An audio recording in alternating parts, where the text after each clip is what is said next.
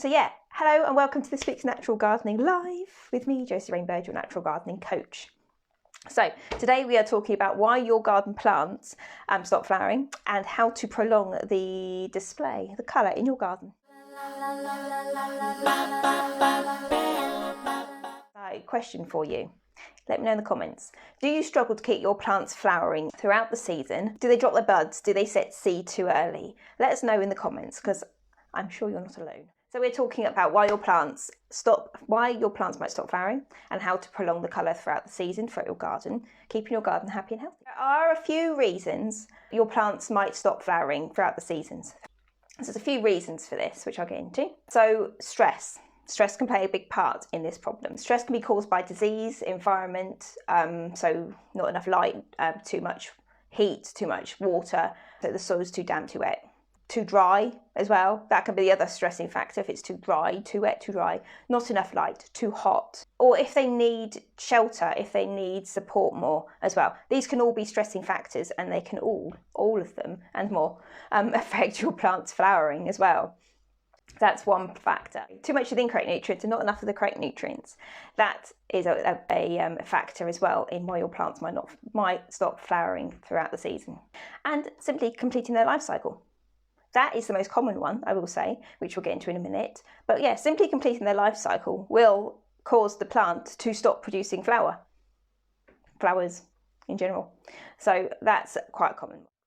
Stress can be resolved or removed completely by first working out what's causing the stress. What's the stress all about?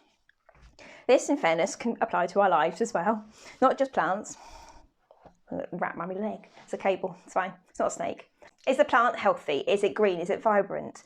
Is it looking grey and sad? So these are all clues that the plant's stressed.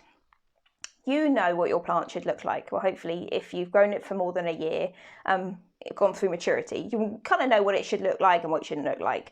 If it's starting to look a bit sad and unhappy, then you know it's suffering. It's stressed. It's a stressed plant. So as I say, is it an unfavorable favourable environment? Is it too hot, too cold, too wet, too dry? That sort of thing. Is it an unfavourable environment? Is it damaged? Look at it. Is there a broken limb on the plant? Has it got disease? Yeah, just observe. That's the best way I can say to manage your garden. Just observe. So, as I say, these are all clues that your plant is stressed and unfortunately, usually getting ready to die. So when your plant thinks it's getting ready to die, if it thinks that it's not going to survive much longer, quite often it will flower and set seed really quickly. So the flowers get pollinated quickly and it will go straight into seed. Now this is as you can probably imagine, this is to prolong its life, to have babies, so to speak, to grow more plants, to keep itself going. So it'll set seed really quickly. Once a plant sets seed, it won't flower again. Now, in a plant in a stressed situation, it will not flower again until it's happy and healthy. So once you remove the stress factor and the plant starts to recover and it becomes happy and healthy again, then it will start to produce more flowers. So that's one way of promoting or prolonging the colour in your garden. Remove the stress factors. Keep an eye on your plants. If they're starting to look stressed, try and work out why by looking at the environment, so saying damage, disease, environment, what could be affecting it, what doesn't it like? Stress. So not enough of the correct nutrients or too much of the incorrect nutrients. Now, what I mean by this is too much nitrogen in the soil will not promote fruit and flowers. Too much nitrogen in the soil will do very well early season when the plants are growing and developing. They need the nitrogen for new, fresh green growth, so the leaves, the stem, all the nice greenery and everything, when they need that for development and growth. But later on in the season, when you want flowers, when you want them to start producing flowers for fruit, developing the root systems to support a mature plant, you don't want nitrogen, you want potassium in there. So potassium will then support the flowers and the fruit and the roots. So having too much of the incorrect nutrient, the nitrogen, and not enough of the potassium will not help your plant support flowers. The buds will drop. They'll drop early, so they won't get to maturity, so they won't open. So then that's not helping anybody. So you can promote the potassium in the soil, if you like, or you can like counter with the nitrogen. So you can add more potassium to the soil with a potassium-rich liquid feed. I've spoken about the banana skin liquid feed before, and I've got the shorts that I've done on them. You can see how to make the liquid feed. The banana skin liquid feed is a really good high potassium-rich liquid feed for your plants. Alternatively, you can chop the banana skin up. You can chop it up and dig it into the soil. You can leave them on top of the soil to decompose down.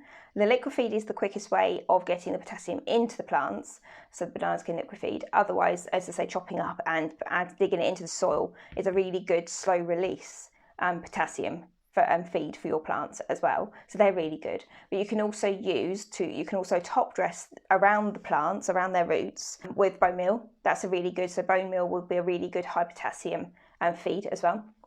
So digging that in around the roots of the plants, top dressing the soil, absolutely perfect. So you want potassium over nitrogen, ideally potassium, phosphorus, but potassium to support the flowers, fruits and roots.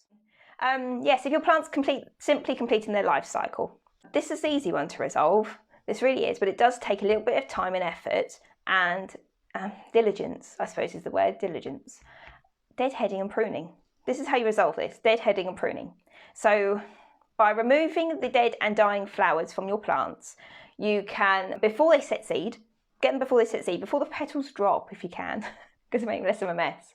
When they're starting to die off, when you remove these from the plant will continuously be encouraged to produce more flowers. This is because the cycle, as we spoke about at the beginning, the cycle of the plant, the life cycle, if you like, of the plant, is to grow flower, the flower to get pollinated, to set seed, to grow more plants. So that's the routine. So when they get to the point of setting seed to grow more plants, the mum plant or the main plant won't need to produce any more seed because they've already done that. So then they won't need a flower anymore. So that's the cycle finished.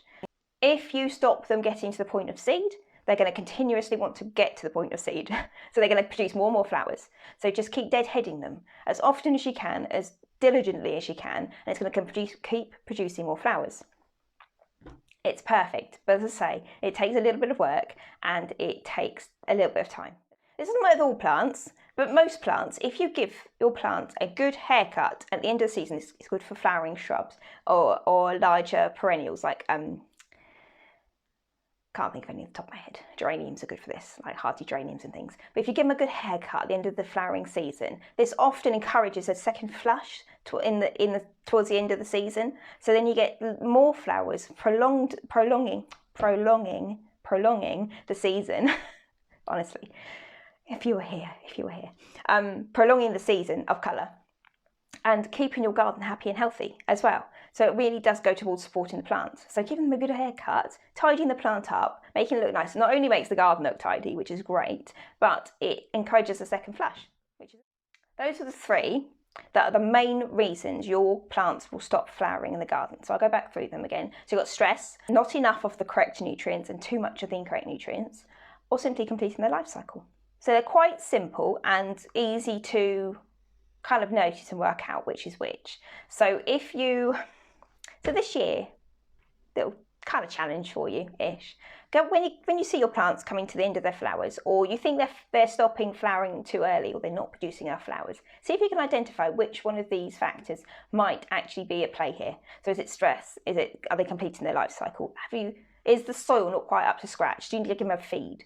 Anything like that. See if you can work it out. See if you can prolong your flowering season or improve the flowers that your plant is producing, make them happier. So, a little challenge for you, if you choose to accept it. I've got a few, I'm trying to think how many I've got. Off the top of my head, I can think of 2 or 3 videos that I have got on this. How to deadhead correctly, which is quite important because people do it wrong all the time. Drives me mad, but they do it wrong and it can cause problems as well with the plants. So how to deadhead correctly. I've got some on sweet peas and how to get more flowers from your sweet peas and things. So that's fine, but keep posting questions. As I see them, I'll answer them. So it's fine. And I hope you've enjoyed this and I will catch you all next week. So see you later.